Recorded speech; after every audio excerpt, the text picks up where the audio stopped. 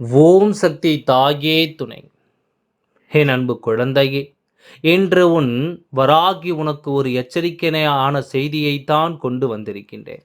இது உனக்கான எச்சரிக்கையா அல்லது உனக்கு ஆபத்தை தரக்கூடிய எச்சரிக்கையா என்பது வராகி வாக்கினை கேட்டு முடிக்கும் நேரம் நீயாகவே தெரிந்து கொள்வாய்.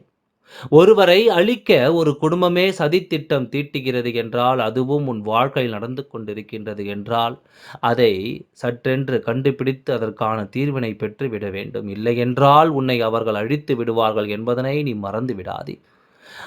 அம்மா உனக்கு துணையாக இருக்கும்போது ஆபத்து வருமா என்று கேட்டால் நிச்சயமாக வராது. உன் வாழ்க்கையில் உனக்கு சோதனைகள் வருமா என்று கேட்டால் நிச்சயமாக வரத்தான் செய்யும்.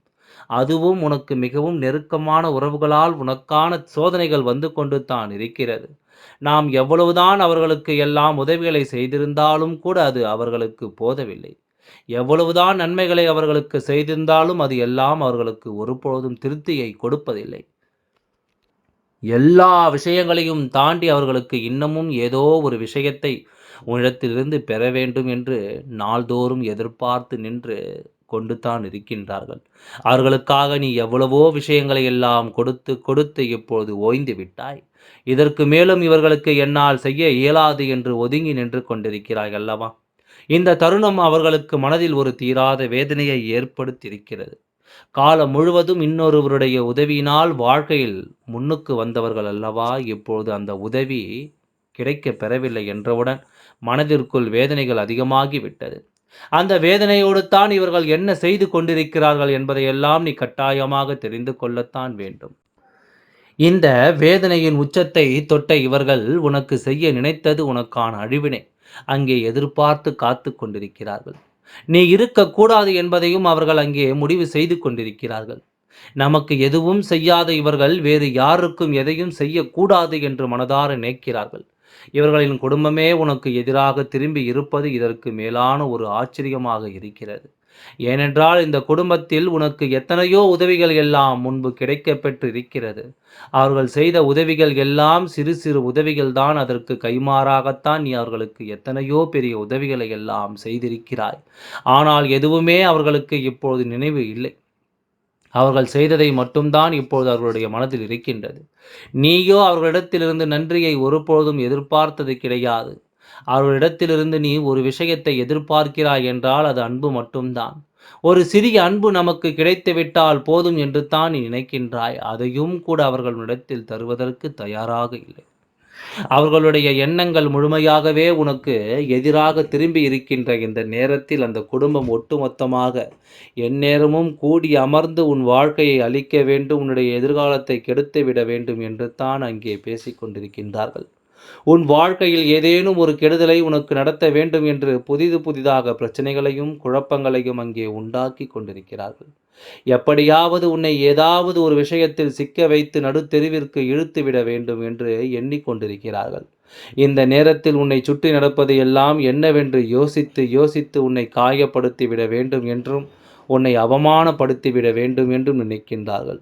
குறிப்பாக அவர்கள் உன்னை தாக்குவதற்கு தன் கையில் எடுத்திருக்கின்ற மிகப்பெரிய ஆயுதம் என்ன தெரியுமா?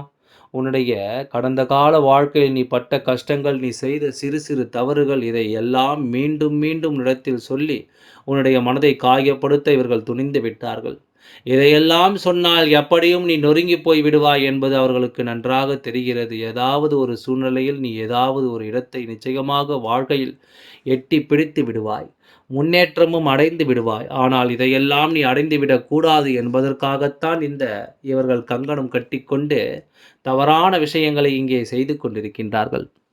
நம்மோடு இருக்கின்ற ஒருவர் நல்ல நிலையை அடையும் பொழுது அதைக் கண்டு மற்றவர்களுக்கு போடாமல் எண்ணங்கள் இப்பொழுதெல்லாம் சாதாரணமாகவே வந்து விடுகிறதல்லவா? இந்த பொறாமையினால் தான் இவர்கள் இப்பொழுது கொந்தளித்து கொண்டிருக்கிறார்கள். அது மட்டுமல்ல, நீ இப்பொழுது அவர்களுக்கு பெரிதாக எதையும் செய்யவில்லை என்பதும் அவர்களுக்கு மேலும் மேலும் மன வருத்தத்தை கொடுத்து கொண்டிருக்கிறது. என்ன நடக்கிறது, ஏது நடக்கிறது என்று சொல்லி என் குழந்தை வேதனைப்பட்டு கொண்டிருக்கின்ற இந்த நேரத்தில் உன்னை தேடி வருகின்ற பல விஷயங்கள் என்றும் இந்த வாழ்க்கையில் உனக்கு துன்பங்களை தான் அதிகமாக கொடுத்து கொண்டிருக்கிறது. இத்தனை காலமும் இவர்களால் நீ பட்ட கஷ்டங்கள் எல்லாம் உனக்கு போதும். இனிமேலும் எந்த ஒரு கஷ்டத்தையும் இவர்களால் நீ அனுபவிக்கக் கூடாது. இவர்கள் உனக்கு தீங்கு செய்வதாக நினைத்து அவர்கள் தலையில் அவர்களாகவே மண்ணை வாரிக் கொட்டிக் கொள்கிறார்கள். அது எப்படி என்று உனக்கு இன்னும் புரியவில்லையா?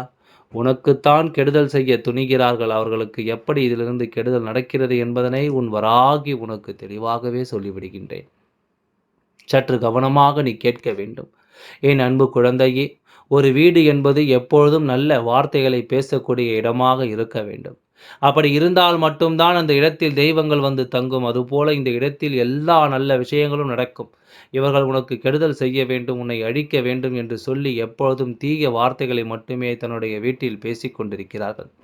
இது தானாகவே எதிர்மறை ஆற்றலையும் தேவையில்லாத எதிர்மறை எண்ணங்களையும் அவர்கள் இல்லத்திலும் உள்ளத்திலும் அழைத்து கொண்டு வந்திருக்கிறது. எதிர்மறையான விஷயங்களை அவர்கள் இல்லத்திற்குள் அவர்களாகவே அனுமதிக்கிறார்கள். அவர்களுக்கு தெய்வம் எந்த ஒரு வகையிலும் நல்லதை நடத்தக்கூடாது என்ற முடிவுக்கு வந்துவிட்டது. அவர்கள் வாழ்க்கையில் நடக்கின்ற எத்தனையோ பிரச்சனைகளை எல்லாம் தாண்டி அவர்களுக்கு இனிமேலும் மேலும் மேலும் துன்பங்கள் வருவதற்கான நேரம் ஆரம்பித்து விட்டது என்பதைத்தான் வராகி உன்னிடத்திலே தெளிவாக சொல்லிக் கொள்கின்றேன். நான் சொல்வது எல்லாம் உன்னுடைய வாழ்க்கையில் மேலும் மேலும் உனக்கு சந்தோஷம் ஏற்படுத்தும் என்பதனை நீ புரிந்து கொள். உன்னை அழிக்க இவர்கள் குடும்பமாக சேர்ந்து சதித்திட்டம் தீட்டுகின்ற நேரத்தில் அவர்கள் வாழ்க்கையில் அவர்களே மிகப்பெரிய கெடுதலை உருவாக்கி விட்டார்கள் என்பதை கேட்கும் பொழுது எத்தனை சந்தோஷமாக இருக்கிறது என்று சாதாரணமாக சொல்லவில்லை. அடுத்தவனுக்கு கெடுதல் நினைப்பவன் நிச்சயமாக அழிந்து போவான் என்பதில் எந்த ஒரு மாற்று கருத்தும் கிடையாது.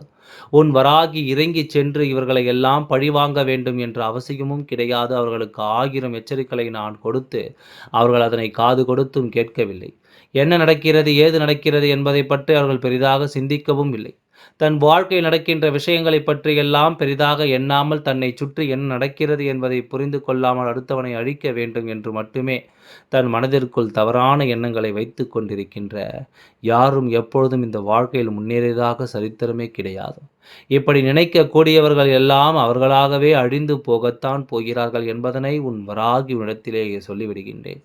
உன்னை சுற்றி வருகின்ற இந்த விஷயத்தினால் நீ மனமுடைந்து போனதையும் உன் வராகி கண்டு கொண்டேன்.